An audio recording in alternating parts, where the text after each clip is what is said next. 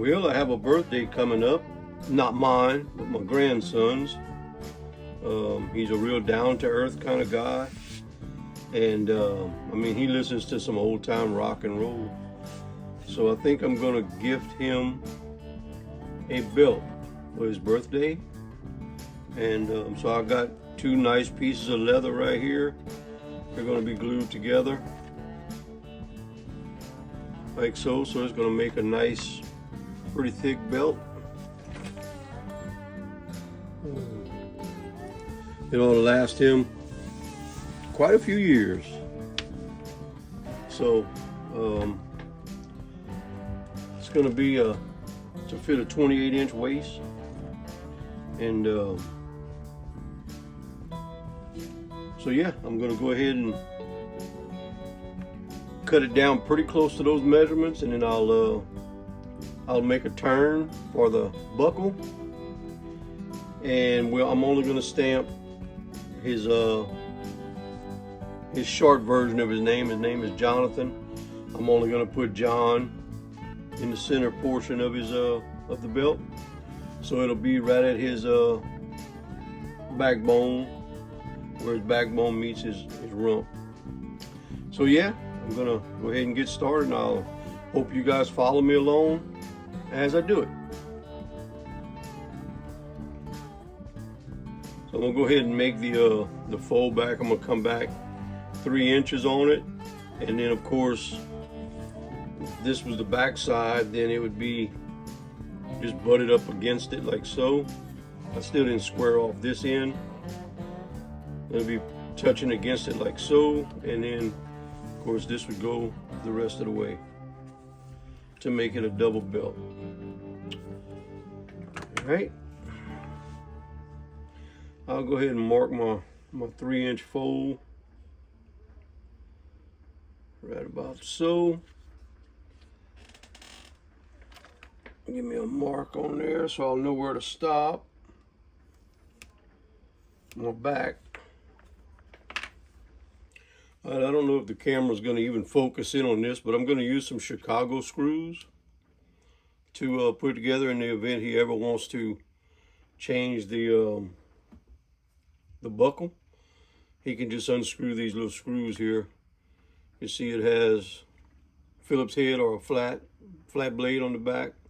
Very easy to swap out the buckle. When you're punching out your holes, I have a leather punch here. So when you're punching out the holes, you want to take your female side and match it up with your hole puncher. You don't want it to be too big, you don't want it to be too small. You want it to fit in there kind of snug.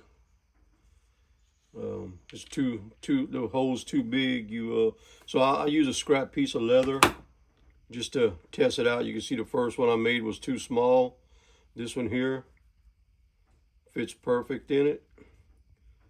A little snug, but again, that's what you're looking for. So see it in there. Again, I apologize. I don't know if I'm new to this, and I don't even know if it's really focusing in on any of this stuff. Hopefully it is.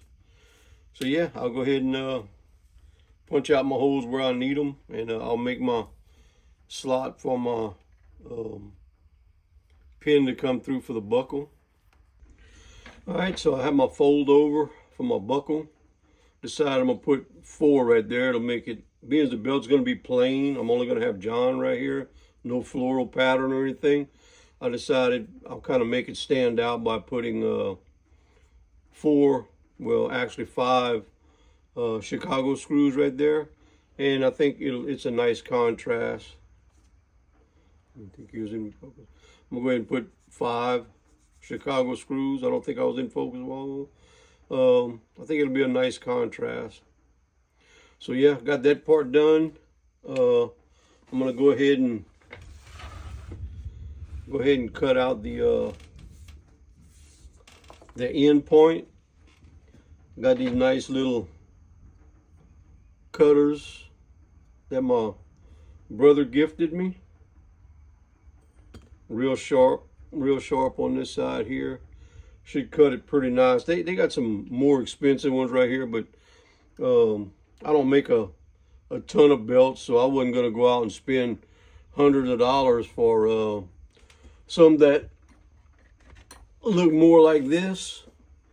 These are cheap versions of them, and they really don't cut. You almost have to do it to see what I'm talking about, but it doesn't give you my pattern here. If you can tell, this is not exactly in the center of the belt, so it kind of cuts it offset a little bit. But anyway, I'm not knocking them. They do good for what I do, but I just wanted to go ahead and try out the ones my brother gave me here. See how they do. So cut it out. You just kind of place it on there. I put me a center mark here. I don't know if you can see it.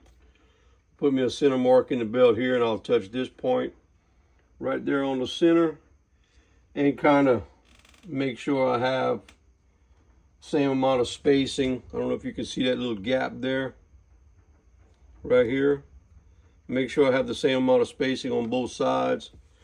And then I'm not going to use my mallet. I'm going to go ahead and use a regular steel hammer. Check my mark again. Check everything, make sure it's pretty close to what I want, and then I'll go ahead and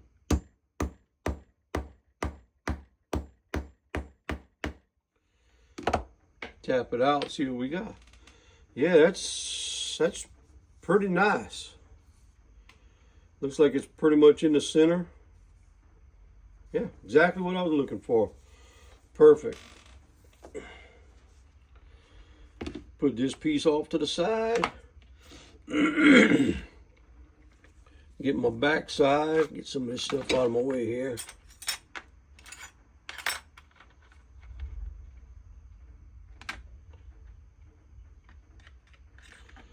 Yeah, it's a pretty nice little set. It comes with a bunch of pieces. Pretty nice little set. You can cut the end with it. You may have to squeeze them a little bit to kind of match the size you want, but I don't know where you got it. Probably Amazon, off of Amazon somewhere. But if you rather the round end here, you can do that. You can put the round end on the back side also. It works, seemed to work pretty nice. So I'll go ahead and match my back, which this is an end I cut earlier. I'll go ahead and match it to my line here. Match it to my line right here. Follow it along the edge of the belt, making sure it doesn't move on me.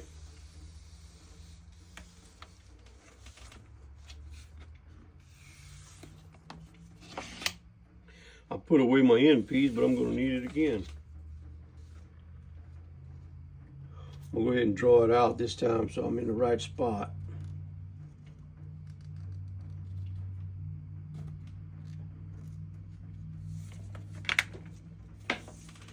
Cut that piece out, and then I'll glue it all together.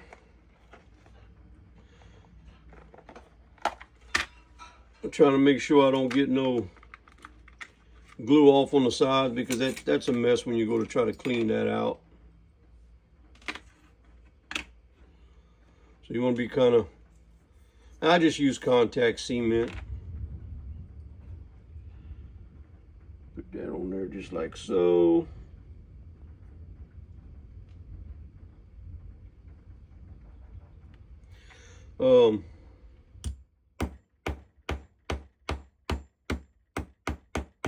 I've watched professional videos, and those guys, man, they're awesome in the way they do it.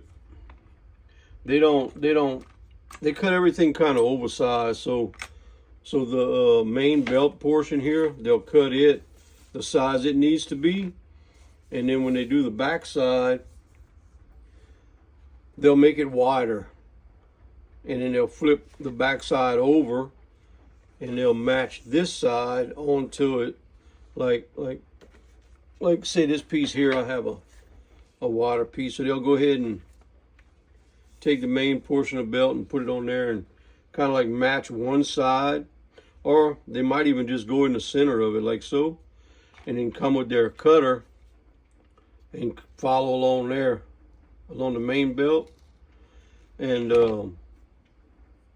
don't know, to each his own, I guess. I find it's easier just to go ahead and cut them both the same size, and you're always going to pass it on a sandpaper wheel later to kind of match the edges.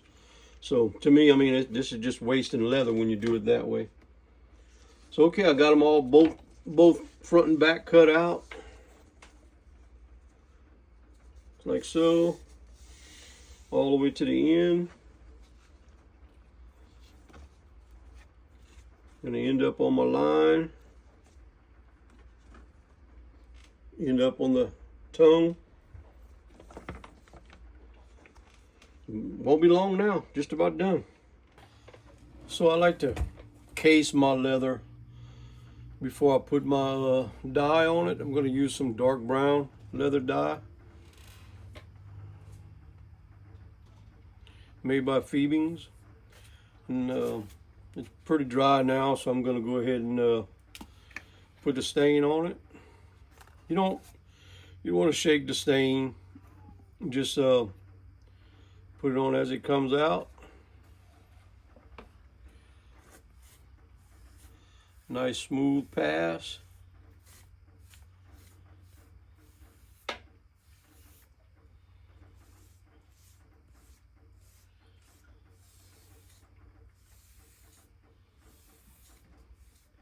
A nice even color.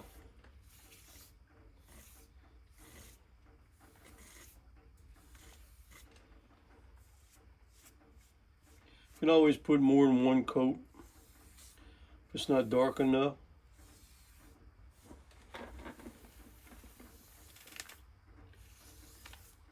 Doesn't take a lot of stain. That's why I like to case it first. It allows the stain to penetrate better, more evenly into the leather.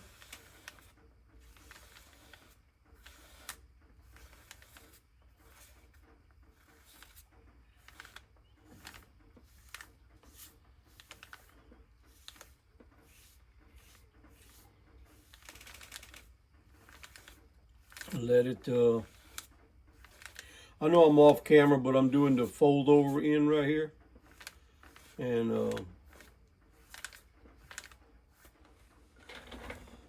but yeah, just let it dry first. You can kind of see what it's going to look like. And it looks like I'm going to need to pass another one, so I'm going to dab it one more time into the leather dye, and this one will be enough.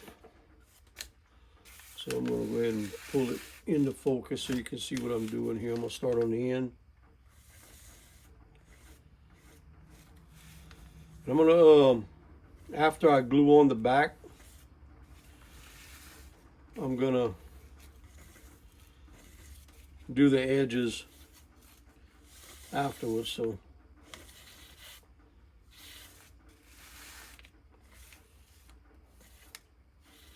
it'll catch both sides same time. And you might get a little fiber from your dauber into it, but it'll come out after you wipe it off. After it's dry, when you wipe your belt for the final time, all those little fibers will come off with it. Yeah, this is gonna be perfect. So we'll just let it dry.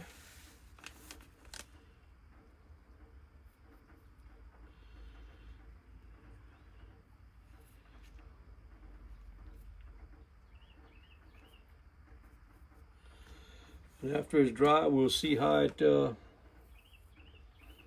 comes out. Make sure we're satisfied with the way it looks.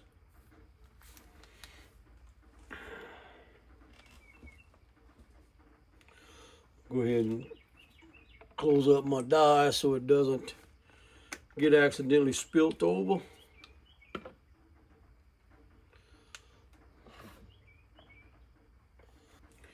we'll let that dry up, and then I'll bring you guys back. All right, so I'm not 100% sure of his waist size. So as you can see, I'm starting at the fold over point here at 1. His mama tells me he's got a 28 inch. So you can see pretty much my center mark is at the right about the 28 inch mark. And I'm doing 7 holes, so it'll start from 26 and it'll go to 32. In the event he puts on a little bit of weight, the belt will still fit, and I'll have like 4 inches left to the tongue. So I'll go ahead and punch out those holes, and when I glue the back on, I'll have the holes already lined up. So, and I'll give it a little longer to dry up before I find a center point and put John on it. So, yep.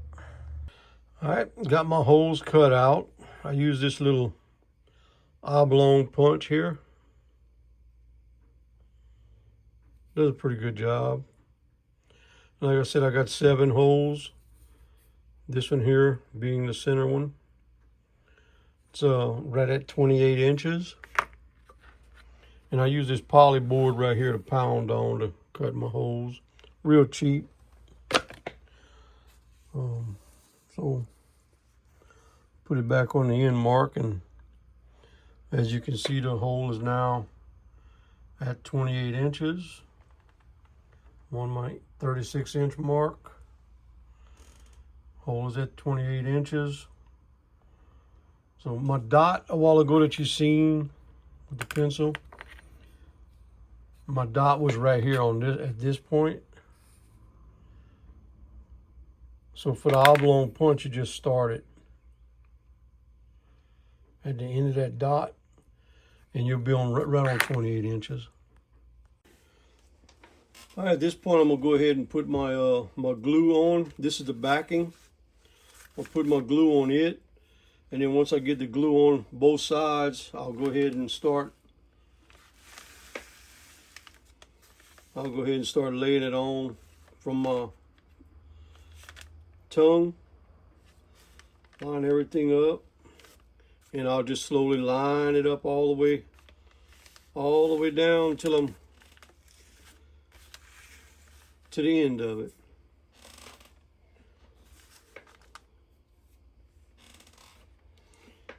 And like I said, I'm just using contact cement, real strong. Make sure you're in a well ventilated area, have your fan on. It'll put you some kind of high, so.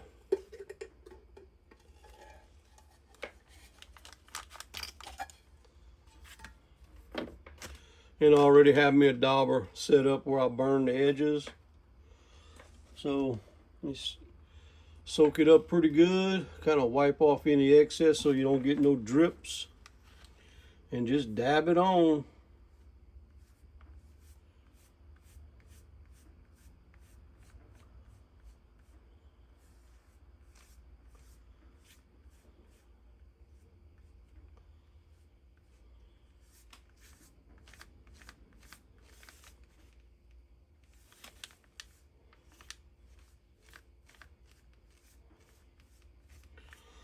Try not to get any on my, or not too much, on my paperwork so I don't make a mess by smearing it all over. When you go to the edge, it kind of helps if you kind of push it to the end like so.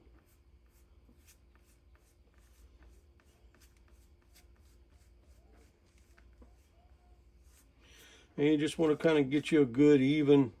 You may even have to put 2 coats on it. It all depends on how it looks to you. What you don't want to do is have it all built up in one spot, because that'll make uneven pressure when you push it together. So at this point here, you want to pretty much take your time on and just try not to make a mess. Be as neat as you can. I know it's easier said than done, but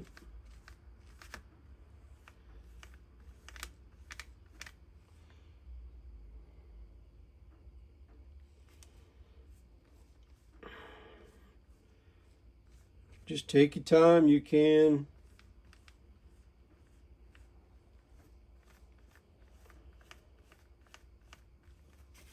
do a neat job.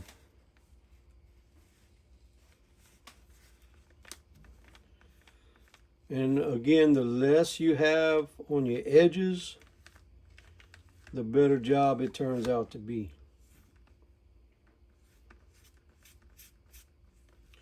And the reason I'm doing the back first, see I got a little bit on here, kind of wipe that off. Reason I'm doing the back first is the front still needs to dry a little. So I'm giving it that opportunity to dry. I need to get a little bit more on the edges right here. Another thing you can do is if you have an old piece of leather, you can always stick it underneath there like that. That way if you do go off, you can move that leather piece and it won't make you a big mess. So like I got some on the side of there, I got some on the side of that. The reason you don't want to get none on the edges is it doesn't take the stain very well if you get it on the back side of your face. So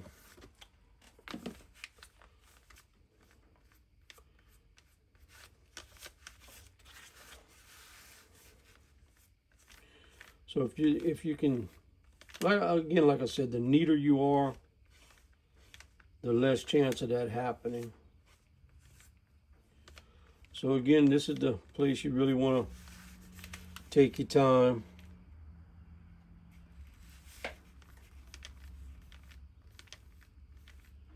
And do a real good job. Neat job.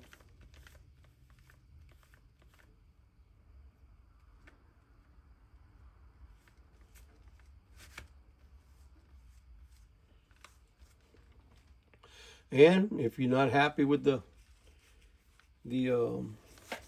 outcome, or you don't think the glue is good enough on there, you can always put your double pass, but let this side get tacky before you do it.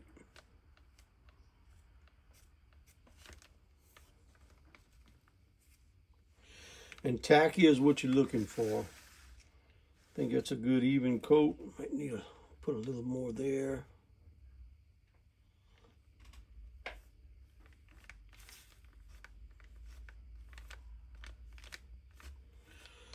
All right, put this one off to the side. Let it kind of dry up a bit. This one appears to be dry enough. So I'll go ahead and flip it over.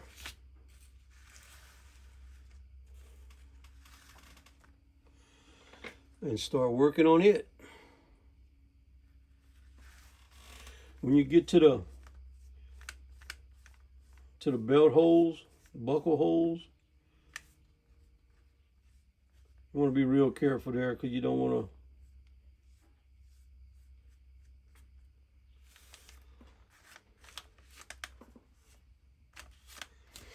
to get it to start weeping through those holes. So kind of make your make sure your dauber's kind of dry when you go over that area. But again, you want to make sure you have enough on it, so you can always put a little excess over here. Even if you have to go back 3 or 4 times, doesn't really matter. Just main thing is, don't want to get it to go in those holes too deep. And this thing is also going to be sewed, so the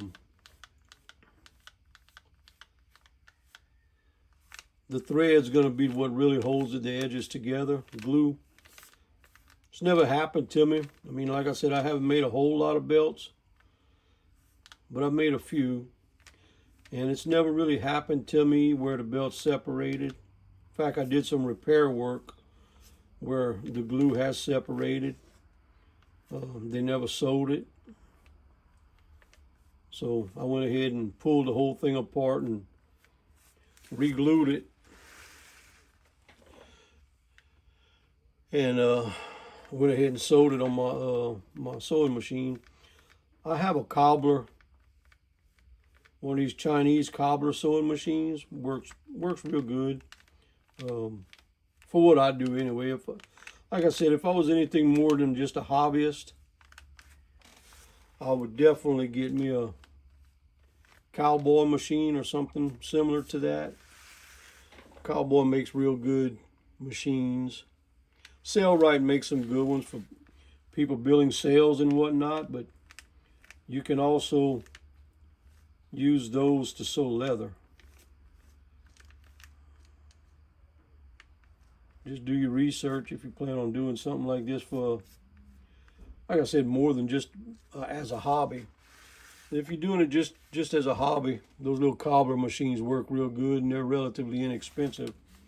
I think the one I got, I've been having it, I'll show you in a minute.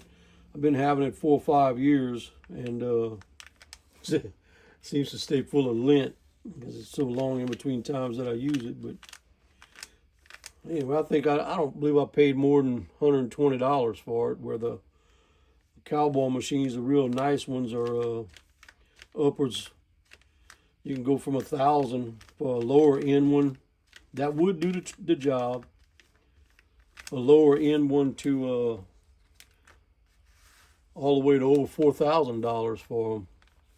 So I'm getting kind of close to the end. That's my, I don't know if you can see that pencil mark there, but that's where my glue is going to stop. So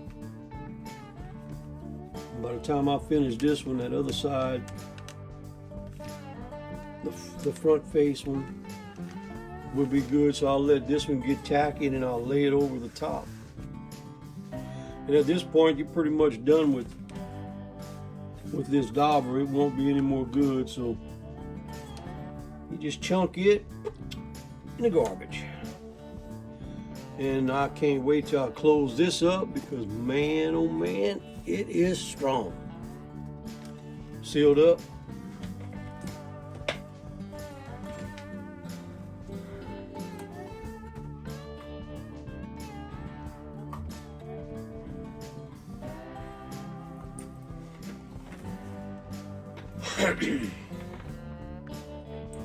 Yeah, still needs to go a little longer.